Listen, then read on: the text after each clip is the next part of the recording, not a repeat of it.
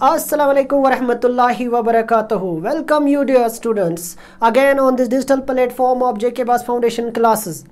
आज हम लेके आए हैं chapter number 5 of class 8th geography industries.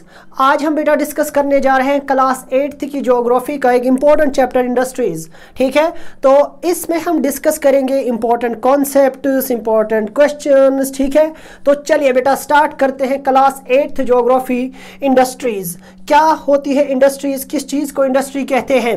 ठीक है, इंडस्ट्री क्या है सबसे पहले हम जानने की कोशिश करेंगे, किसे इंडस्ट्री कहेंगे। चलिए तो स्टार्ट करते हैं। इंडस्ट्री क्या होती है? इंडस्ट्री का मतलब क्या है? इंडस्ट्री एक economic activity, refers to an economic activity जो कंसर्न एक इकोनॉमिक एक्टिविटी। इकोनॉमिक एक्टिविटी किसको कहते हैं? जहां से आपको प्रॉफिट होगा, जहां से आपको नफा होगा, जहां से आपका रोजगार चलेगा। ठीक है, एक्टिविटी दैट इज कंसर्न जो किससे जुड़ी हुई है? प्रोडक्शन ऑफ गुड्स, जहां पर आप चीजों को प्रोड्यूस कर रहे हो, जहां पर आप ट्रांसफॉर्म कर रहे हो, उसे क्या कहा जाता है? उसे इंडस्ट्री। मगर किस लेवल पर आप बल्क में चीजें बना रहे हो? याद रखिएगा, इंडस्ट्री में आप क्या कर रहे हो? मशीन्स की मदद से या एक वास्ट एरिया को इंडस्ट्री कवर करता है। इंडस्ट्री में हम बल्क में चीजें बनाते हैं, बल्क में मैन्युफैक्चरिंग करते हैं, बल्क में प्रोडक्शन करते हैं। Production of goods important element है। Production of goods, their extraction of minerals, minerals को निकालते हैं, और भी बहुत सारी, या बेटा सर्विसेज। याद रखेगा, तो जब भी हमसे इंडस्ट्री पूछेंगे हम कहेंगे refers to an economic activity that is concerned with production of goods, जो प्रोडक्शन ऑफ गुड्स के साथ जुड़ी हुई है, मिनरल के एक्सट्रैक्शन के साथ जुड़ी हुई है, या और द प्रोविजन ऑफ सर्विसेज, या बेटा सर्विसेज के साथ जुड़ी हुई है। ये क्या है? इंडस्ट्री एक इंडस्ट्री सेकेंडरी एक्टिविटीज के साथ जुड़ती है। जब हम इकोनॉमिक्स के हिसाब से देखेंगे, इकोनॉमिक के हिसाब से ये एक सेकेंडरी एक्टिविटी है। हम इकोनॉमी को 3 हिस्सों में बांटते हैं, प्राइमरी, सेकेंडरी और टर्शियरी। तो बेटा ये जो इंडस्ट्री है ये मैन्युफैक्चरिंग, ये किसके साथ जुड़ी हुई है? मैन्युफैक्चरिंग। और मैन्युफैक्चरिंग किस में आती है? दूसरे पायदान में, इकोनॉमी में आती है। दूसरे पायदान में जो सबसे इंपॉर्टेंट रोल अदा करती है आपके कंट्री में, एम्प्लॉयमेंट की बात हो, एजुकेटेड एम्प्लॉयमेंट की बात हो, वो यही सेक्टर प्रोवाइड करवाता है। कौन सा सेक्टर? ये सेकेंडरी सेक्टर। ठीक है, ये क्या करता है? इसका काम क्या? इंडस्ट्री का काम क्या है? मैन्युफैक्चरिंग का काम क्या है? क्योंकि इंडस्ट्री को एक और सेक्टर, इंडस्ट्रियल सेक्टर को एक और नाम से हम जानते हैं। इंडस्ट्रियल सेक्टर को हम, याद रखिएगा, इंडस्ट्रियल सेक्टर को हम मैन्युफैक्चरिंग सेक्टर के नाम से भी जानते हैं। मैन्युफैक्चरिंग सेक्टर जहां पर चीजें बनाई जा रही है। किसमें? मैन्युफैक्चरिंग का मतलब जहां पर हम रॉ मटेरियल को क्या कर रहे हैं? रॉ मटेरियल को फिनिश्ड गुड्स में, रॉ मटेरियल को फिनिश्ड गुड्स में या और मोर फिनिश्ड गुड्स में कन्वर्ट करते हैं। मोर फिनिश्ड गुड्स, याद रखिएगा, जहां पर हम रॉ मटेरियल को किसमें? रॉ मटेरियल को फिनिश्ड या मोर फिनिश्ड गुड्स में हम कन्वर्ट कर रहे हैं। और जब हम वहां पर फिनिश्ड गुड्स से प्रोडक्शन करेंगे, लार्ज लेवल प्रोडक्शन करेंगे, उस प्रोडक्शन को हम इंडस्ट्री का नाम देते हैं, उस सेक्टर को हम इंडस्ट्रीज का नाम देते हैं। ठीक, तो यहां पर कहा गया है raw material into products more value to people, the finished products has more value। finished products की ज्यादा वैल्यू होती है, उसकी ज्यादा यूटिलिटी, उसकी ज्यादा यूटिलाइजेशन होती है। हाँ, the raw material it is the made from, जिस मटेरियल से बनाया जाए। ठीक है, इंडस्ट्री चीजों को क्या देती है? ज्यादा वैल्यू बख्शती है, ज्यादा उसकी इंपॉर्टेंस बढ़ाती है। ठीक है, हो गया आपका इंडस्ट्री क्या होता है। आगे चलेंगे। इंडस्ट्री को हम क्या करते हैं? इंडस्ट्री एक सेकेंडरी एक्टिविटी है, इकोनॉमिक एक्टिविटी है, प्रॉफिटेबल एक्टिविटी है, एक कंट्री के लिए इंपॉर्टेंट है। इंडस्ट्रीज का होना, इस्टेब्लिशमेंट इनका होना बहुत इंपॉर्टेंट होता है, यानी मैन्युफैक्चरिंग सेक्टर का होना बहुत इंपॉर्टेंट है। मगर हम इन इंडस्ट्री को क्लासिफाई करते हैं। याद रखिएगा, क्लासिफाई करते हैं। किसमें क्लासिफाई करते हैं? क्लासिफिकेशन ऑफ इंडस्ट्रीज हम उसको कहते हैं। अलग अलग हिस्सों में हमसे बांटते हैं। हम इसे मटेरियल की बुनियाद पर, याद रखिएगा, रॉ मटेरियल की बुनियाद पर, साइज की बुनियाद पर, ओनरशिप मालिकाना हुकूक की बुनियाद पर बांटते हैं। याद रखिएगा, on the basis of raw material, एक इंडस्ट्री का मटेरियल कहां से आया है वो वही नाम इख्तियार करती है, वो इंडस्ट्री वही नाम इख्तियार करती है। अगर एग्रीकल्चर से आया तो हम उसे कहेंगे एग्रो बेस्ड इंडस्ट्री। याद रखिएगा, अगर कहां से आया? एग्रीकल्चर से, तो हम कहेंगे एग्रो बेस्ड इंडस्ट्री। जैसे यहां से अनाज आया, वीट आया, ठीक है, वीट के बगैर अगर यहाँ टेक्सटाइल, अगर यहाँ पर कॉटन आया तो textile based industry, agro based industry, ठीक। वहीं पर अगर हम बेटा देखेंगे फॉरेस्ट से आया तो फॉरेस्ट बेस्ड इंडस्ट्री, मिनरल आया तो मिनरल बेस्ड इंडस्ट्री, याद रखिएगा। हाँ, मिनरल आया, याद रखिएगा, तो हम कहेंगे मिनरल बेस्ड इंडस्ट्री। तो मटेरियल भी क्या करता है, इंपॉर्टेंट एलिमेंट है, एक इंपॉर्टेंट चीज है। कहां पर, जब हम क्लासिफिकेशन, जहां से आया, जहां से उसका खाम माल आया उसी का नाम पड़ेगा, ठीक है। दूसरा, on the basis of size, कितनी बड़ी है, large scale industry, medium scale industry, ठीक है, कितनी बड़ी है, इसमें इन्वेस्टमेंट कितना है, हाँ कितनी बड़ी है, इसमें लेबर कितनी लेबर इंसेंटिव है ये इंडस्ट्री, ठीक। फिर ऑनरशिप, मालिकाना हुकूक की बुनियाद पर, मालिकाना हुकूक, किसे हम प्राइवेट सेक्टर इंडस्ट्री कहेंगे, किसे हम जॉइंट इंडस्ट्री कहेंगे, किसे हम पब्लिक सेक्टर इंडस्ट्री कहेंगे, या किसे हम एक कोऑपरेटिव इंडस्ट्री, कोऑपरेटिव किसको कहेंगे, ये क्लियर करता है ना, on the basis of ownership, मालिकाना हुकूक की बुनियाद पर, मालिकाना हुकूक, याद रखिएगा, मालिकाना हुकूक की बुनियाद पर भी हम इंडस्ट्रीज को क्या करते हैं, क्लासिफाई करते हैं। आगे चलेंगे, नेक्स्ट क्या कहता है, अब जरा बेटा देखते हैं, बात करते हैं on the basis of raw material, जब हम खाम माल की बुनियाद पर, जब हम इंडस्ट्रीज को क्या करते हैं, जब हम इंडस्ट्री को उनको डिवाइड करते हैं, क्लासिफाई करते हैं, तो हमें मिलता है एग्रो बेस्ड इंडस्ट्री। सबसे पहले नंबर पर रॉ मटेरियल, यानी इन इंडस्ट्रीज का मटेरियल एग्रीकल्चर से आएगा, उन्हें हम एग्रो बेस्ड इंडस्ट्री कहते हैं, यानी प्राइमरी सेक्टर से उनका रॉ मटेरियल आएगा। ये क्या करते हैं, प्लांट्स और एनिमल्स के प्रोडक्ट्स को as a raw material use करते हैं। दूसरी बात, मिनरल बेस्ड, अब दूसरे नंबर पर आएगी एग्रीकल्चर, एग्री बेस्ड इंडस्ट्री के, एग्रो बेस्ड इंडस्ट्री के बाद मिनरल बेस्ड इंडस्ट्री। ये मिनरल बेस्ड इंडस्ट्री कौन सी है, हाँ इंडस्ट्रीज, ये प्राइमरी इंडस्ट्रीज है जो मिनरल और उसको, जैसे मेटल है, कोल है, हाँ वो कहां से, वो मिनरल और उसको यूज करती है एज अ रॉ मटेरियल। आगे चले, जैसे iron made from iron ore, iron ore से हमें आयरन मिलता है, ठीक है, या बेटा एल्युमिनियम मिलता है, बॉक्साइट, ठीक। तो मिनरल बेस्ड इंडस्ट्री ऐसी इंडस्ट्रीज को कहेंगे जिनका क्या है, जिनका रॉ मटेरियल मिनरल से आएगा। फिर मैरीन बेस्ड इंडस्ट्री, जो बेटा ओशन या सी से, हाँ क्या लेंगे, पानी से, स्पेशली ओशन और सी से अपने प्रोडक्ट्स, अपना रॉ मटेरियल लेंगे, खाम माल लेंगे, ताकि वो फिनिश्ड गुड बनाए, ताकि वो फिनिश्ड प्रोडक्ट बनाए, तो उसे हम मैरीन बेस्ड इंडस्ट्री कहते हैं। फॉरेस्ट बेस्ड इंडस्ट्री, अभी मैंने कहा जो फॉरेस्ट प्रोडक्ट्स को, लकड़ी को, वहां से हमें टिम्बर मिलता है, वुड मिलता है, हर्ब्स मिलती है, उनको as a raw material use करें, ताकि वो वहां से मैन्युफैक्चरिंग करेंगे। किस चीज की मैन्युफैक्चरिंग करेंगे मेरा बेटा, फिनिश्ड गुड्स मैन्युफैक्चरिंग करेंगे, किनकी, फिनिश्ड गुड्स की, फिनिश्ड गुड्स या मोर फिनिश्ड गुड्स वो बनाएंगे। याद रखिएगा, क्या बनाएंगे, मोर फिनिश्ड गुड्स बताएंगे, रिमेंबर मोर फिनिश्ड गुड्स वो क्या करेंगे, बनाएंगे। चले आगे, अब दूसरे नंबर पर कौन आती है, on the basis of size. अब साइज भी मैटर करता है, हम इंडस्ट्रीज को कहते हैं कितनी बड़ी है, हाँ इसके पीछे क्या है, हम देखते हैं अमाउंट ऑफ कैपिटल, कितना पैसा इसमें लगा है, उस बुनियाद पर भी हम इंडस्ट्री को बांटते हैं। नंबर ऑफ पीपल एम्प्लॉयड, ये कितने लोगों को रोजगार देती है, हाँ, या वॉल्यूम कितनी बड़ी है, ये क्या क्या कितना प्रोड्यूस करती है, उस बुनियाद पर भी हम इंडस्ट्री को बांटते हैं।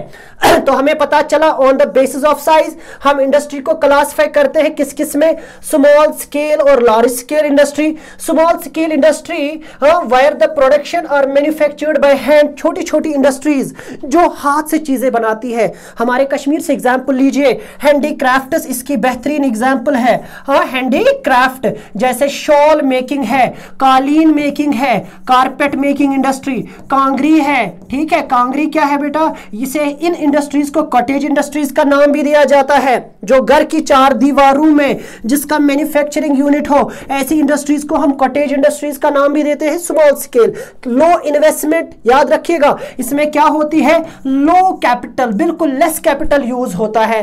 हाँ, it is a labour intensive industry.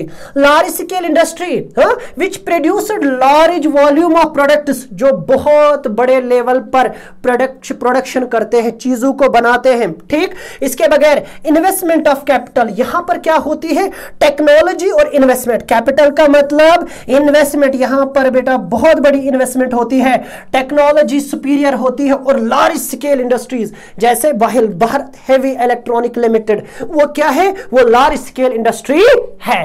चले आगे, नेक्स्ट तीसरा क्या है, on the basis of ownership, मालिकाना हुकूक की बुनियाद पर। हाँ, अच्छा, हम इंडस्ट्री को कैसे बांटेंगे, किसकी इंडस्ट्री, किसे कहेंगे कि ये प्राइवेट सेक्टर है या पब्लिक सेक्टर है, इन्हें कैसे पहचानेंगे।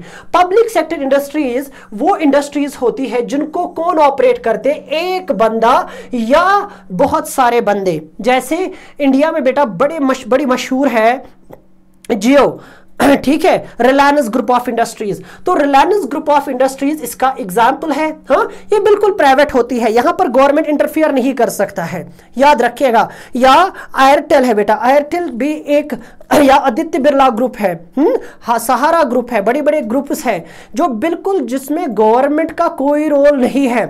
ठीक, तो ऐसी इंडस्ट्रीज को हम क्या कहते हैं, प्राइवेट, जो एक इंडिविजुअल, जिस पर एक इंडिविजुअल का हक होगा, private property of A individual और अ ग्रुप ऑफ इंडिविजुअल्स।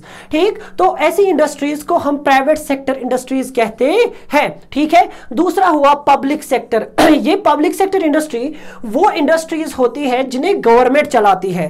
हाँ, कौन चलाती है, गवर्नमेंट, याद रखिएगा, जिन्हें गवर्नमेंट चलाती है। Hindustan aeronautics limited, steel authority of India इसकी बेहतरीन एग्जाम्पल है। ठीक, तीसरा जॉइंट सेक्टर इंडस्ट्री, ऐसी इंडस्ट्री जिनको स्टेट, याद रखिएगा, owned by and operated by the state and individual, जिसमें एक तो सरकार होगी और दूसरा कोई प्राइवेट होगा। ठीक है, प्राइवेट पब्लिक पार्टनरशिप होगी। पीपीपी मॉडल पे ये ऐसी इंडस्ट्रियां चलती है, ऐसे कारखाने चलते हैं, ऐसे यूनिट्स चलते हैं। जो PPP model, private public partnership model पे चले, उसे बेटा हम कहते हैं जॉइंट सेक्टर इंडस्ट्री। फिर तीसरा है कोऑपरेटिव सेक्टर इंडस्ट्री। ये वो इंडस्ट्री होती है जहां पर क्या होती है, ऐसी industries owned by and operated by producer. कौन होगा, एक प्रोड्यूसर होगा, एक सप्लायर होगा, वो एक साथ काम करते हैं, प्रोड्यूसर और सप्लायर एक साथ काम करते हैं, मार्केट में चीजें बेचते हैं, नफा को शेयर करते हैं, याद रखिएगा, प्रॉफिट को शेयर करते हैं। जब ये प्रॉफिट को शेयर करते हैं तो क्या रिजल्ट होगा, तो बेटा ऐसे कोऑपरेटिव यानी बाहमी तौर पर एक दूसरे से मिलकर ये एक इंडस्ट्री चलाते हैं, ये एक सेक्टर चलाते हैं। कौन कौन, अमूल इसकी बेहतरीन एग्जाम्पल है, सुधा डायरी इसकी बेहतरीन एग्जाम्पल है। चले आगे, चलिए बेटा बात करते हैं। अब जब हम इंडस्ट्रीज की बात करते हैं, हमने पहले अभी बेटा कहा ऑन द इंडस्ट्रीज, आप देख सकते हैं, इसका एक स्क्रीनशॉट आप मेरा बेटा ले सकते हैं जिससे आपके सारे कंफ्यूजन दूर हो जाएंगे। On the basis of source of raw material, on the basis of size, on the basis of ownership, कैसे हमने इनको बांट के रखे हैं। एग्रो बेस्ड इंडस्ट्रीज यानी रॉ मटेरियल से कौन कौन सी बनती है, एग्जाम में पूछा जा सकता है। मैरीन बेस्ड, हाँ, या मिनरल बेस्ड, फॉरेस्ट बेस्ड। अच्छा, on the basis of size, large scale, small scale, एक सम अप किया हमने। On the basis of ownership, public sector, private sector, joint sector and cooperative industries. ठीक, आगे चलेंगे। ठीक है, फिर बताया गया है वो कौन से फैक्टर्स है वो कौन से फैक्टर्स है जो इफेक्ट करते हैं लोकेशन ऑफ इंडस्ट्री को। तो यार दो चीजें याद रखना माय डियर फ्रेंड्स, दो चीजें याद रखना।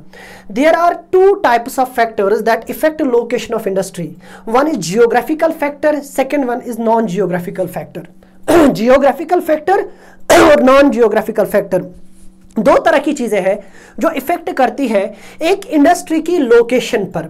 हाँ, एक तो जियोग्राफिकल फैक्टर होते हैं, दूसरा होता है नॉन जियोग्राफिकल फैक्टर।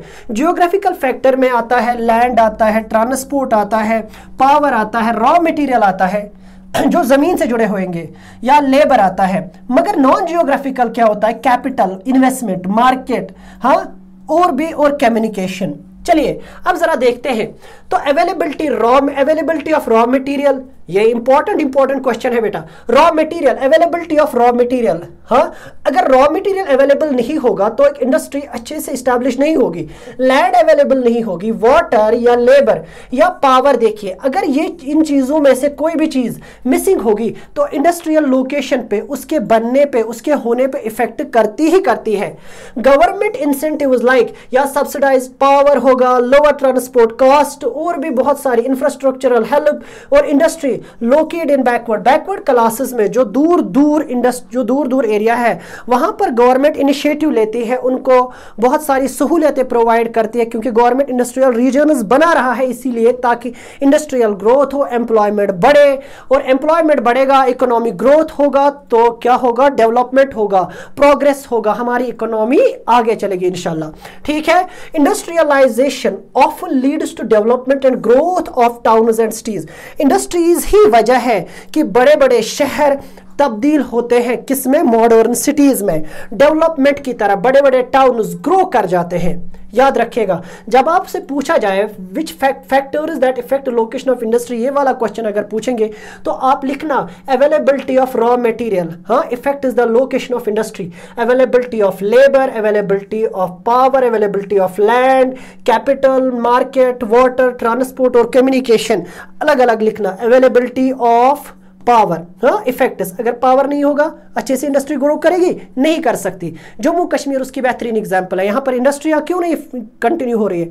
एक तो बेटा नंबर 1 कैपिटल, आप देखिए जिन एरियाज में जहां जहां पर अच्छे अच्छे इन्वेस्टर्स हैं, आप देख सकते हो बेंगलुरु में अच्छे इन्वेस्टर्स हैं, मुंबई में, दिल्ली में पैसा लगाने वाले लोग हैं, वहां पे बड़ी बड़ी इंडस्ट्रीज हैं। अब कश्मीर में इन्वेस्टर्स नहीं थे, इन्वेस्टमेंट करने वाले नहीं थे, तो यहां पर क्या इंडस्ट्री डेवलप हुई है, नहीं हुई है। तो इसीलिए कैपिटल इंपॉर्टेंट रोल अदा करता है। उसके बाद मार्केट, अगर मार्केट दूर है, हमें बाहर से चीजें गाड़ियों में लानी पड़ती है, तो फिर हम यहां पर मैन्युफैक्चरिंग करते हैं तो वो चीजें कितनी महंगी हो जाएंगी, या हम यहां पर बना रहे हैं फिर दूसरे स्टेट्स में भेजना है, अभी रेलवे ठीक नहीं थी या बाकी मसले थे, तो वहां से अभी सेब, हमारी जो एप्पल इंडस्ट्री है वो पिछले साल आप देख सकते हो, ये ट्रांसपोर्ट में अप डाउन आ गए तो पूरी इंडस्ट्री को कितना लॉस सहना पड़ा।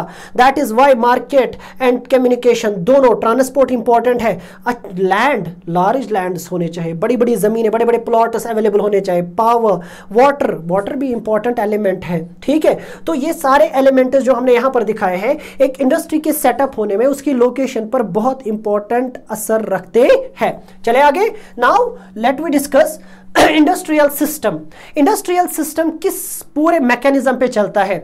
इंडस्ट्रियल जो सिस्टम है इसमें इनपुट और आउटपुट, याद रखिएगा, इनपुट और आउटपुट। इंडस्ट्रियल सिस्टम 2 चीजों से 3 चीजों पर बेटा इफेक्ट करता है, 1, 2 एंड 3।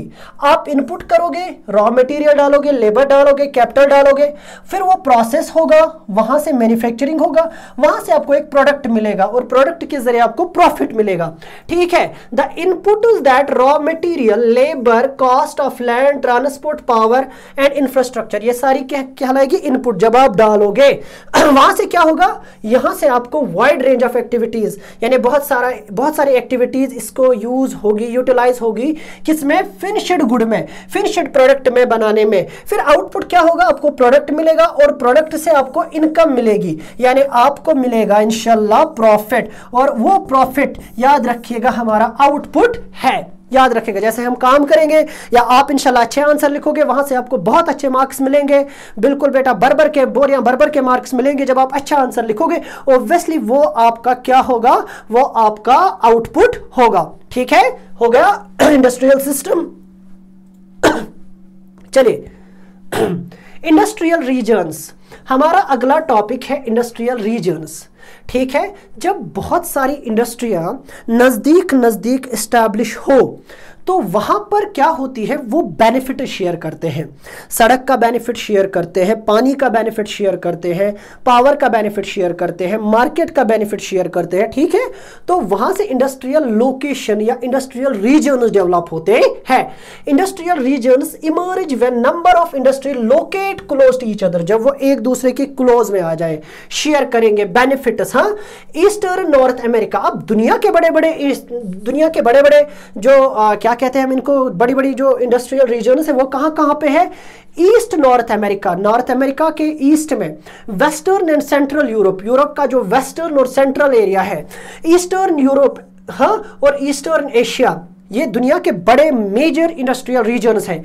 और major industrial regions to be located in temperate areas जहां पे न ज्यादा गर्मी पड़ती है न ज्यादा सर्दी पड़ती है, नियर सी पोर्ट्स, और इसके बगैर कोल फील्ड्स और सी पोर्ट्स जहां से ट्रांसपोर्ट करना आसान होगा, उन जगहों पे क्या है, इंडस्ट्रियल रीजन देखने को मिलते हैं। इंडस्ट्रियल इन रीजन, क्योंकि अब यहां पर हम इंडस्ट्रियल रीजन इंडिया के देखेंगे। मेजर इंडस्ट्रियल रीजन इंडिया का कौन कौन है, जब हम देखते हैं तो हमें यहां पर सबसे पहले मुंबई पुणे क्लस्टर मिलेगा, यानी मुंबई और पुणे के बीच में बहुत सारी इंडस्ट्रियां है, एक ग्रुप है जिन्हें हम क्लस्टर कहते हैं। बेंगलोर तमिलनाडु रीजन, बेंगलोर और तमिलनाडु का एक रीजन है, बेंगलोर तमिलनाडु रीजन भी इंडस्ट्रीज के लिए बहुत फेमस है। हुगली रीजन, ये वेस्ट बंगाल में पड़ता है, यहां पर भी बहुत बड़ा इंडस्ट्रियल फ्लो है।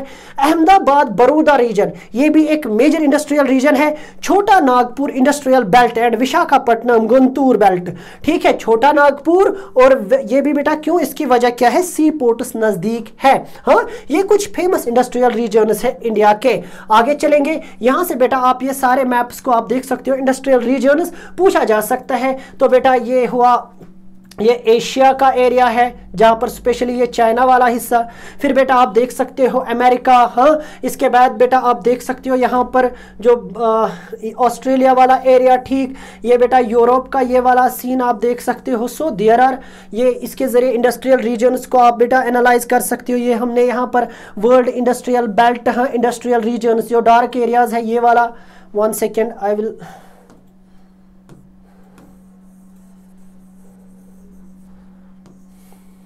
ठीक है, 1 सेकेंड, देखिए ये बेटा ये जो ब्लैक है ये इंडस्ट्रियल रीजन है, ये एशिया में, ठीक, ये वाला ये ब्लैक साइड ये यहाँ पर, ठीक, ये बेटा वर्ल्ड इंडस्ट्रियल रीजन्स है यहाँ पर यूरोप में, ठीक, ये इंडस्ट्रियल रीजन्स है यहाँ पर आप देखोगे। इसके बगैर बेटा ये अमेरिका का ईस्ट और नो, हाँ, ये ब्लैक एरियाज, ये बेटा मेजर इंडस्ट्रियल रीजन्स है वर्ल्ड के। इसके बगैर ये वाला एरिया, ये देखिए, दुनिया के मेजर इंडस्ट्रियल रीजन्स आपको यहां पर मिलेंगे। चलिए आगे, चलिए डिस्ट्रीब्यूशन ऑफ मेजर इंडस्ट्रीज। अब ये जो इंडस्ट्रीज है, मेजर इंडस्ट्रीज, जो खास खास इंडस्ट्रीज दुनिया में है, कौन कौन सी है। सबसे पहले बेटा जो मेजर इंडस्ट्रीज है, फेमस इंडस्ट्रीज है, उनमें आयरन और स्टील इंडस्ट्री पहले नंबर पर, टेक्सटाइल इंडस्ट्री और टेक्सटाइल यानी कपड़ा उद्योग ये दूसरे नंबर पर, इंफॉर्मेशन टेक्नोलॉजी आईटी इंडस्ट्री जो ग्रोइंग है, सबसे फास्ट इंडस्ट्री, हाँ ये बेटा, और ये कुछ खास इंडस्ट्रीज है। The countries in which iron and steel industries located are, जिनमें स्टील इंडस्ट्रिया लोकेटेड है, आयरन और स्टील इंडस्ट्रिया लोकेटेड है, उनमें जर्मनी, यूएसए, चाइना, जापान और रशिया सबसे पहले नंबर पर आती है। और जहां जहां पर कपड़े वाली इंडस्ट्रीज है वो कौन कौन है, इंडिया उनमें पहले नंबर पर, हांगकांग, साउथ कोरिया, जापान और ताइवान, क्योंकि India is a good producer of cotton and jute, that why India is among the largest producer. और मेजर इंडस्ट्रियल रीजन इंडिया में किनका है, टेक्सटाइल इंडस्ट्री का है, कपड़े बनाने वाली इंडस्ट्री का।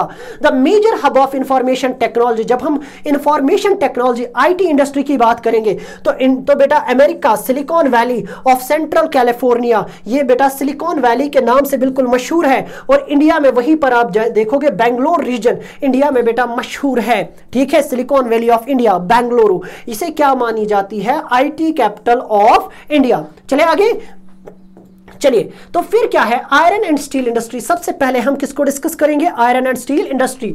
आयरन और स्टील इंडस्ट्री बेटा फीडर इंडस्ट्री है, ये बैकबोन ऑफ इंडस्ट्रीज मानी जाती है, याद रखिएगा, क्यों, यही रॉ मटेरियल बाकी इंडस्ट्रीज को प्रोवाइड करती है। Input of industry include iron और इसमें इस्तेमाल किया जाता है, कोल और लाइमस्टोन इसमें इस्तेमाल किया जाता है, लेबर कैपिटल ये इसका इनपुट है, और इंफ्रास्ट्रक्चर, क्योंकि कोल के बगैर आयरन इंडस्ट्री का वजूद ही नहीं है। इसीलिए जहां जहां पे आप कोल की बड़ी बड़ी माइनस देखोगे उसी के क्लोज में आप आयरन इंडस्ट्रीज को देखोगे, क्योंकि इस आयरन को मेल्ट करने के लिए यहां पर आपको और से आयरन के लिए या स्टील के लिए आपको किस चीज की जरूरत है, कोल की जरूरत है। दैट वाई बेटा कि जहां पर भी आयरन, जहां पर आपको कोल की माइनस मिलेगी उसी के नजदीक आपको क्या मिलेगी, आयरन इंडस्ट्रियां मिलेंगी, ठीक है। फिर प्रोसेसिंग, कन्वर्टिंग आयरन ओर को, क्या, processing of converting iron ore into steel. अब आयरन ओर से बेटा स्टील बनाया जाता है, और यही ये भी बहुत सारे स्टेजेस से गुजरता है। रॉ मटेरियल डाला जाता है कहां पर, ब्लास्ट फर्नेस में, और वहां से फिर वो स्मेल्टिंग से गुजरता है और आउटपुट क्या हासिल होता है, स्टील। हाँ, स्टील क्योंकि बेटा आज के जमाने में इंडस्ट्रीज में बहुत इंपॉर्टेंट रोल अदा करता है, और यहां पर कहा गया है may be used by other industries, क्योंकि यहां से जो आपको स्टील मिलेगा वो बाकी इंडस्ट्रीज में एज अ रॉ मटेरियल भी यूज होता है। चले आगे। फिर इंपॉर्टेंस ऑफ स्टील, स्टील की इंपॉर्टेंस क्या है, ये टफ है और शेप कैन भी, इसको शेप दी जा सकती है, इसको बेटा इससे वायर वगैरह बनाई जा सकती है into wire. Alloy give steel unusual hardness, क्योंकि बेटा अलॉय यानी बहुत सा और भी कुछ इससे अलॉयज बनाए जाते हैं, दूसरे मेटल्स को मिलाकर स्टील के साथ इसे और ज्यादा स्ट्रॉन्ग या और यूजेबल बनाया जाता है। टफनेस, इसकी टफनेस को, इसकी हार्डनेस को, अवेलेबिलिटी ऑफ रेजिस्टेंस को, ठीक है, इसकी एबिलिटी को बढ़ाता है अलॉय की वजह से स्टील को। स्टील इसको कहा जाता है backbone of modern industry, steel industry को क्या कहा जाता है, backbone of modern industry. Ships, trains, trucks और ऑटोज, यानी जो आजकल ऑटो कार्स, ऑटोमोबाइल्स है, यहां पर बेटा ज्यादातर स्टील का इस्तेमाल होता है। दे सेफ्टी पिन, आपकी सेफ्टी पिन से नीडल तक, सेफ्टी पिन जो हमारी बहनें बेटियां लगाती है, ठीक है, वहां से लेकर आप कहां तक बेटा जाओगे, आप नीडल जो घर में यूज होती है सुई, वहां तक बेटा स्टील का इंपॉर्टेंट रोल है। Oil wells are drilled with steel machinery, आप ऑयल वेल्स की बात करो, वहां पर भी ड्रिलिंग के लिए स्टील मशीनरी का इस्तेमाल होता है। स्टील पाइपलाइन्स ट्रांसपोर्ट ऑयल, और स्टील पाइप्स कहां पे यूज होती है, या आपके घर तक बेटा जो पानी पहुंचता है ना, डोमेस्टिकेशन ऑफ वाटर, वो, और बेटा उसके बगैर अगर जब आप आगे चलोगे आपको पता चलेगा कि ऑयल भी ट्रांसपोर्ट होता है बड़ी बड़ी पाइप्स के जरिए। हाँ, मिनरल्स माइन की जाती है स्टील इक्विपमेंट से। फॉर्म और मशीनरीज मोस्टली बेटा steel farms, machines are farms में जो मशीन्स यूज होती है वो भी स्टील की बनाई हुई होती है। आपकी पेन में जो निब है ना बेटा, वहां पर भी आप देखोगे लार्ज बिल्डिंग्स, वहां पर आप देखोगे वहां पे स्टील फ्रेमवर्क मिलेगा। That why it is the importance of steel industry. ठीक है, you can take the screenshot. चलिए अब factors location, factors of location for steel industry, वो कौन से फैक्टर्स हैं जिन्होंने इस इंडस्ट्री पे बहुत इंपॉर्टेंट इन्फ्लुएंस डाला है। Iron and steel industry was located wire raw material, हमने पहले ही कहा आयरन एंड स्टील इंडस्ट्री वहीं पे लोकेट होगी, वहीं पे स्टैब्लिश होगी जहां पे इसको रॉ मटेरियल मिलेगा, पावर सप्लाई मिलेगी, रनिंग वाटर मिलेगा, क्योंकि रनिंग वाटर और पावर सप्लाई यहां पर इंपॉर्टेंट है, कोल इसके लिए इंपॉर्टेंट है। कब, वेयर अवेलेबल बिफोर 1830 में, ठीक है, यहां पर कहा गया running water where available before 1880।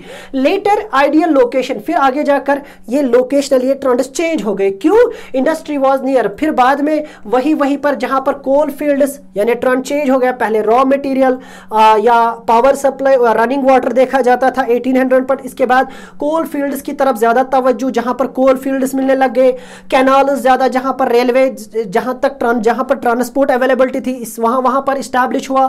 After 1950 iron and steel industry begin to be located on large areas of flat and near sea ports.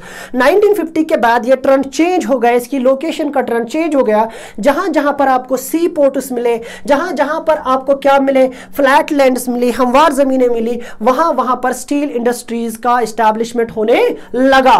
ठीक है, फिर आयरन स्टील इंडस्ट्री, जब हम इंडिया में बात करते हैं, have the advantages of raw material, India में बेटा बहुत ही अच्छा रॉ मटेरियल अवेलेबल है, किसके लिए, स्टील इंडस्ट्री के लिए। चीप लेबर भी है यहाँ पे बेटा, क्योंकि अनएम्प्लॉय वहाँ पॉपुलेशन बड़ी है तो ऑटोमेटिकली यहाँ पर लेबर अवेलेबिलिटी बहुत अच्छी है।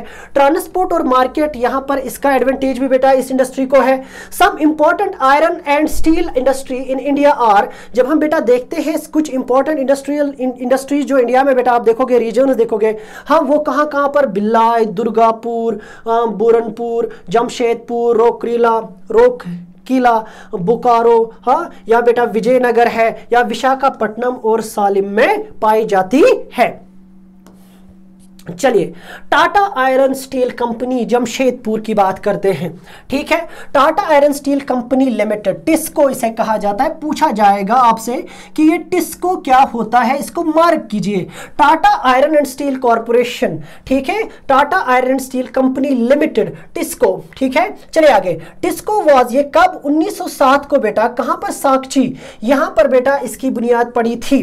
फिर टिस्को ने क्या किया, एडवांटेजेस को मिला रेलवे ट्रांसपोर्ट की वजह कैसे? टिस्को गेट्स कोल फ्रॉम, इसको जारा कोल फील्ड से क्या मिलता है? कोल मिलता है। आयरन, लाइमस्टोन, डोलमाइट और मैग्नीज बेटा यहाँ उड़ीसा से और छत्तीसगढ़ से मिलता है। ये क्या है? मानिए बेटा बहुत अच्छी इंडस्ट्री है।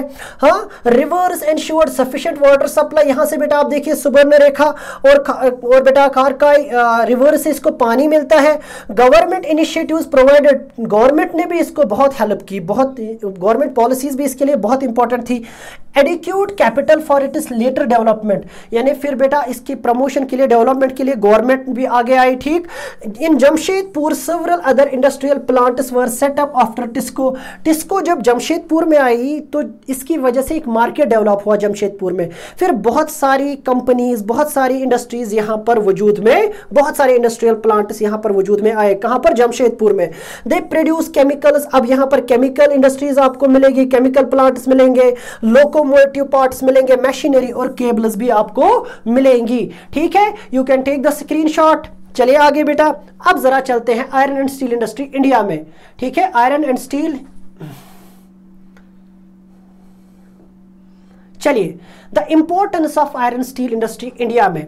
इंडिया की इकोनॉमी के लिए बहुत इंपॉर्टेंट इंडस्ट्री मानी जाती है। इसने क्या किया बेटा? इसकी वजह से, आयरन स्टील इंडस्ट्री की वजह से इंडिया में, इंडिया की इकोनॉमी, इंडिया की डेवलपमेंट के लिए बहुत ही जिसे हम कहते हैं कारगर एक रास्ता मिल गया। किसको? इंडिया की इकोनॉमी को। ओपनड द डोर्स, दरवाजे खुल गए, अपॉर्चुनिटीज के दरवाजे खुल गए इंडिया में डेवलपमेंट के लिए, तरक्की के लिए। All sectors of Indian industry depend heavily on iron, सारे सेक्टर्स बेटा अपने बेसिक इंफ्रास्ट्रक्चर के लिए डिपेंड है किस पर? आयरन एंड स्टील पर।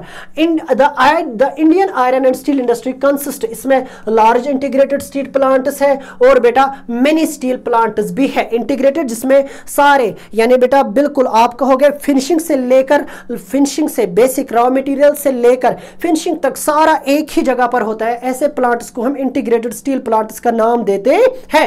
चलिए फिर बेटा it also include secondary producer, इसमें बेटा फिर सेकेंडरी प्रोड्यूसर यानी आप रॉ आप बेचोगे, जिसे आप बेसिक फॉर्म में बेचोगे, फिर वो अलग अलग चीजें बनाते हैं। ठीक है, आपसे खाम माल, और फिर वो वहां से भी बेटा क्या बनाते हैं? छोटे छोटे फॉर्म्स या छोटे छोटे प्लांट्स आपसे बल्क में लेते हैं स्टील, फिर वो रॉ फॉर्म में लेते हैं और वो फिर नई नई चीजें बनाते हैं। Rolling mills, एंकली industries. चलिए अब पीटर्सबर्ग की बात करते हैं। पीटर्सबर्ग कहाँ पर पड़ता है? ये एक इंपॉर्टेंट स्टील सिटी है, यूनाइटेड स्टेट की अमेरिका में पड़ता है। यहाँ पर पीटर्सबर्ग ने बेटा लोकेशनल एडवांटेजेस, लोकेशनल जैसे availability of labour, availability of water, availability of raw material, ठीक, अवेलेबिलिटी ऑफ ट्रांसपोर्ट, वो सारी एडवांटेजेस पीटर्सबर्ग को मिलती है। यहाँ पर क्या था? कोल यहाँ पर अवेलेबल था लोकली, ठीक है, जो इंपॉर्टेंट था इसके लिए। Iron comes from iron mines, Minnesota के आयरन माइन्स से पीटर्सबर्ग को आयरन मिलता था। हाँ, यहाँ पर रास्ता बहुत अच्छा था। Pittsburgh is one of the world's biggest best routes for shipping के लिए यहाँ पर बहुत ही चीपली और बहुत अच्छा रूट अवेलेबल था। Through famous Great Lakes waterway, ये एक बड़ा लोकेशनल एडवांटेज था पीटर्सबर्ग को, इसलिए यहाँ पर स्टील इंडस्ट्री, दुनिया की बहुत बड़ी स्टील इंडस्ट्री यहाँ पर डेवलप हुई। ओहू, मंगोहिलिया, हाँ, एल्गेनी रिवर प्रोवाइडेड वाटर, और बेटा वाटर इनको इन दो रिवर से मिलता था, ठीक है, जिनमें मोनो गोहला, ठीक है। Finished steel is transported to the market by both land and water, जब ये वहां से फिनिश्ड प्रोडक्ट हमें मिलता है, फिनिश्ड प्रोडक्ट पीटर्सबर्ग को मिलता है, फिर वो आराम से बेटा लोकल मार्केट और फॉरेन मार्केट तक वो प्रोडक्ट पहुंचाते थे। Pittsburgh has many factors which use steel as their raw material, बहुत सारे फैक्टर्स है बेटा जिनकी वजह से वो steel as a raw material use करते हैं। Many different product such as rail road equipment, heavy machinery, rails, हाँ, ये बेटा वहां पर बनाए जाते हैं। ठीक, चले आगे। कॉटन टेक्सटाइल सबसे इंपॉर्टेंट बेटा, कॉटन टेक्सटाइल दूसरी मेजर इंडस्ट्री कौन है? Cotton textile. Cotton textile, cotton से जो हम कपड़ा बनाते हैं, कपड़ा उद्योग, उसे हम कॉटन टेक्सटाइल इंडस्ट्री कहते हैं। इंडिया की डेवलपमेंट के पीछे, इंडिया के गुलाम होने के पीछे भी ये कॉटन टेक्सटाइल बहुत ही इंपॉर्टेंट रोल अदा करता है। The cotton textile industry one of the oldest industry दुनिया की है और इंडिया की सबसे एंशिएंट इंडस्ट्रीज में बेटा ये इंडस्ट्री मानी जाती है।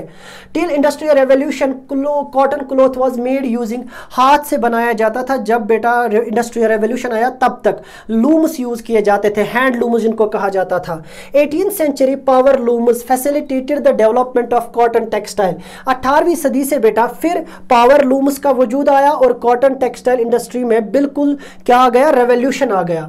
First in the great Britain and later, पहले ब्रिटेन में पावर लूम्स का इस्तेमाल हुआ, ठीक है। इंडस्ट्रियल रेवोल्यूशन आप देखोगे तो उसके पीछे भी ये कॉटन टेक्सटाइल कहां पर है, यूरोप में है। Later in the other parts, फिर दुनिया में आहिस्ता आहिस्ता ये फैली, पहले यूरोप, पहले ब्रिटेन, फिर उसके बाद बाकी जगहों पर। Today India, China, Japan, USA, India, China, Japan और यूएसए इंपॉर्टेंट प्रोड्यूसर है किसके, कॉटन टेक्सटाइल के। जब आप देखोगे इंडिया के पास, इंडिया की जो देखेंगे ना एक रिच लेगेसी है किसकी, कॉटन की, कॉटन प्रोडक्शन और इसकी क्वालिटी के लिए, क्योंकि इंडिया में ब्लैक सॉइल है और ब्लैक सॉइल में बेहतरीन कॉटन उगता है। Before the British rule India had spin and hand woven cloth. British आने से पहले यहां पर हाथ से बेटा क्या बनाया जाता था, कपड़ा बनाया जाता था, हाथ से तैयार किया जाता था और इसका खासा मार्केट पूरी दुनिया में था, पूरा फेमस था। चलिए आगे चलेंगे और आप देखो बेटा कौन कौन सी वैरायटी यहां पर मिलती थी, म्यूस्लिन मिलता था, जिंटस मिलती थी, कैलिकोस, गोल्ड रॉट कॉटन, ये बेटा पूरी दुनिया में फेमस था। इंडिया अपनी क्वालिटी और डिजाइनिंग के लिए पूरी दुनिया में कॉटन के लिए क्या था, मशहूर था। आप देखोगे जो पहली successful mechanised textile mill establish हुई वो मुंबई में हुई 1854 में। ये इंपॉर्टेंट पॉइंट है आपके एग्जाम पर्सपेक्टिव से, ये 1854 वाला पॉइंट, ठीक है, ऑब्जेक्टिव पूछा जा सकता है। और फिर आप देखिए द वार्म, क्योंकि इंडिया का क्लाइमेट भी एक एडवांटेज प्रोवाइड करता है। क्यों, यहां पर आपको क्या मिलेंगे बेटा, यहां पर आपको मॉइस्ट क्लाइमेट मिलेगा, पोर्ट मिलेंगे इंपोर्ट करने के लिए, machinery, availability of raw material मिलेगा, स्किल्ड लेबर मिलेगा, rapid expansion of cotton textile मिलेगा, ठीक है, इस रीजन में। इसके बगैर कोयम्बतूर, हाँ, कानपुर, चेन्नई, अहमदाबाद, मुंबई, कोलकाता, इन सारे एरियाज में इंडिया के मेजर सेंटर्स माने जाते हैं किसके, कॉटन प्रोडक्शन के, ठीक है। चलिए अब अहमदाबाद, जिस तरीके से पीटर्सबर्ग, इसी तरीके से कॉटन टेक्सटाइल में बेटा अहमदाबाद, क्यों इसे कहा जाता है मैनचेस्टर ऑफ इंडिया, जो टेक्सटाइल हब ऑफ इंडिया है वो अहमदाबाद में ही है। उसके पीछे लोकेशनल फैक्टर्स है, ठीक है। क्यों, यहां पर क्या मसला था, टेक्सटाइल इंडस्ट्री बेटा अहमदाबाद में बहुत अच्छे से क्या हुई, डेवलप हुई। अहमदाबाद ये कहां पर है, heart of cotton growing area माना जाता है। ये यहां पर क्या है, अवेलेबिलिटी ऑफ रॉ मटेरियल इसके पीछे एक इंपॉर्टेंट फैक्टर है। ह्यूमिड क्लाइमेट और आइडल स्पिनिंग और वीविंग, ये भी बेटा एक इंपॉर्टेंट रीजन है अहमदाबाद में। क्यों, क्योंकि अहमदाबाद में ये सारी चीजें यानी labour, capital, raw material important था। फ्लैट टर्न और इजी अवेलेबिलिटी ऑफ लैंड एक सूटेबल एलिमेंट है किसके लिए, एस्टैब्लिशमेंट ऑफ मिल्स के लिए अहमदाबाद में। Availability of skilled and semi skilled labour, ये भी इंपॉर्टेंट फैक्टर है क्योंकि यहां पर स्किल्ड लेबर और स्किल्ड लेबर अवेलेबल था, जो इंडस्ट्री के लिए या किसी भी एक टेक्सटाइल के लिए बहुत इंपॉर्टेंट है। Well developed means of transport, यहां पर डेवलप्ड ट्रांसपोर्ट था, वो भी एक वजह बनी अहमदाबाद में ही क्यों ये इंडस्ट्री डेवलप हुई। Better market and port facilities are the other favourable factor. इसके बाद फिर जब बेटा बेटर मार्केट अवेलेबल हुआ, फिर पोर्ट फैसिलिटीज भी अवेलेबल हो गई, जिसकी वजह से अहमदाबाद में कॉटन टेक्सटाइल मिल अच्छे से क्या कर रही थी, वर्क कर रही थी। चलिए आगे चलेंगे।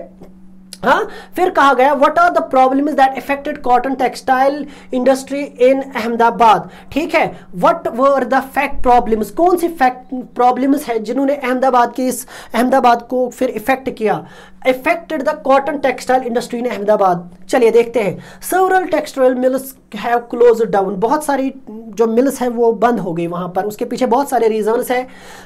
ड्यू टू इमर्जेंस ऑफ, क्योंकि नए नए टेक्सटाइल इंडस्ट्रियल सेंटर्स एस्टैब्लिश हो गए, वो भी एक वजह है कि अब अहमदाबाद इतना लोकेशनल एडवांटेजेस, बाकी एडवांटेजेस क्या नहीं कर रहा है, इंजॉय नहीं कर पा रहा है। नॉन अपग्रेडेशन ऑफ मशीन्स, क्योंकि मसला एक था, अपग्रेड नहीं किया, डेवलप नहीं किया, इस वजह से अब Ahmedabad no more is a hot city of textile industry in India, ठीक है। वो भी एक बड़ा मसला है, वक्त के साथ इन्होंने खुद को नहीं बदला। ओसाका इंपॉर्टेंट टेक्सटाइल सेंटर है कहाँ का, जापान का।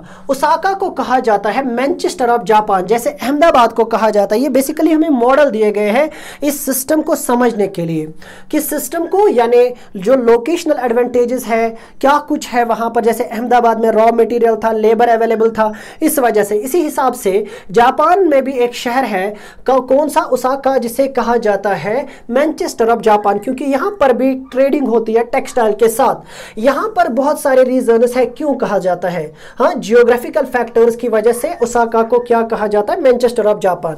एक यहां पर प्लेन्स है ओसाका में, हाँ, लैंड अवेलेबिलिटी है, और जिसकी वजह से यहां पर कॉटन मिल्स क्या आ गई, वजूद में आ गई।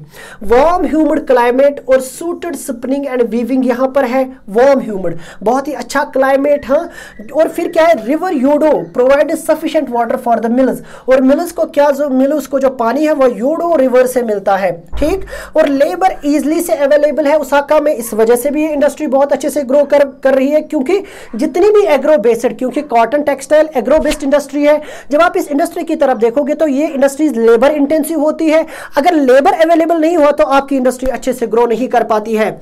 Location of port facilities, import of raw cotton and for exporting textile, तो यहां से लोकेशनल एडवांटेज, यानी यहां से इंपोर्ट करना, बाकी कंट्रीज को भेजना बहुत आसान था। Export and import, the textile industry at Osaka depends completely upon imported raw material. देखिए बेटा, ये बाकी कंट्रीज से लाती है, यहां पर प्रोडक्शन नहीं होता है। ओसाका में जो डिसएडवांटेज है ना, ओसाका में वो क्या है, इनको बाहर से लाना पड़ता है। इंडिया में वही से उगता है, रॉ मटेरियल अवेलेबल है, इस वजह से इंडिया के पास आगे जाकर बहुत अच्छी अपॉर्चुनिटीज है किसमें, टेक्सटाइल इंडस्ट्री में, जो ओसाका में नहीं है, ठीक। चलिए, तो लोकेशनल एडवांटेजेस ऑफ बैंगलोर, यहां पर एक मसला। चलिए अब आईटी इंडस्ट्री की बात करेंगे। आईटी इंडस्ट्री में क्या है, चलिए बेंगलुरु की बात करेंगे। आईटी हब ऑफ इंडिया माना जाता है। अब क्या मसला है कि बेंगलुरु को आईटी हब कहा जाता है, या इंडस्ट्री, बहुत सारी जो आईटी बेस्ड इंडस्ट्रीज है वो बेंगलोर में है, तो बेंगलोर को भी ये फायदा क्यों है, जरा देखते हैं। Bangalore largest number of educational institutions और आईटी कॉलेजेस वहां पर देखे गए हैं, देखे जाते, अभी भी मौजूद है, वहां पे चल रहे हैं। City has low rent and cost of living, वहां पे बहुत कम रेंट और बेटा कॉस्ट ऑफ लिविंग बहुत कम है। The state government is initiative it is IT policy as early as 92 में स्टेट ने, बेटा यहाँ की स्टेट गवर्नमेंट ने आईटी पॉलिसी इशू की, जिसकी वजह से क्या हुआ, इनको बहुत सारे बेनिफिट्स मिले। The city has largest availability of skilled managers with work experience, IT colleges होने की वजह से यहाँ पर स्किल्ड लेबर अवेलेबल है, जो बेनिफिट करता है बेंगलुरु को as a IT hub, industrial technology hub of India, ठीक है, क्योंकि बेंगलुरु इंडस्ट्रियल टेक्नोलॉजी के लिहाज से बहुत इंपॉर्टेंट माना जाता है। चलिए आगे, last one is locational advantage of silicon valley. USA की सिलिकॉन वैली में बेटा क्या एडवांटेजेस है, कहा गया जब हम आईटी इंडस्ट्री की बात करते हैं, बैंगलोर में आईटी इंडस्ट्री का हब है, और और इसके बगैर बेटा अमेरिका क्या है, साइंटिफिक और टेक्नोलॉजिकल सेंटर्स दुनिया के बेटा यही इसके क्लोज में है। यहाँ का क्लाइमेट और अट्रैक्टिव क्लीन एनवायरनमेंट भी एक वजह है कि इसे बेटा लोकेशनल एडवांटेज मिली है सिलिकॉन वैली को। प्लेंटी ऑफ स्पेस डेवलपमेंट और फ्यूचर एक्सपेंशंस को देखते हुए, ठीक है, ये इंडस्ट्री बिल्कुल दुनिया के जो आईटी इंडस्ट्रीज है उनके लिए एक क्या बन गई, जिसे कहते हैं सोने पे सुहागा मिला। Locate close to major roads, transport important factor है किस वजह, सिलिकॉन वैली के लिए। और good access to market and skilled workforce, जो गुड एक बहुत ही अच्छा खासा जो 10 तरह से इनका किस पर, मार्केट पर और स्किल्ड लेबर पर, वो भी एक इंपॉर्टेंट फैक्टर बनता है किसका, सिलिकॉन वैली के ऊपर, ठीक है। तो यहां से मेरा बेटा हमारा ये chapter number 5 chapter geography class 8 से कंप्लीट होता है। मिलेंगे इंशाअल्लाह रहमान नेक्स्ट चैप्टर में, तब तक के लिए खुदा हाफिज।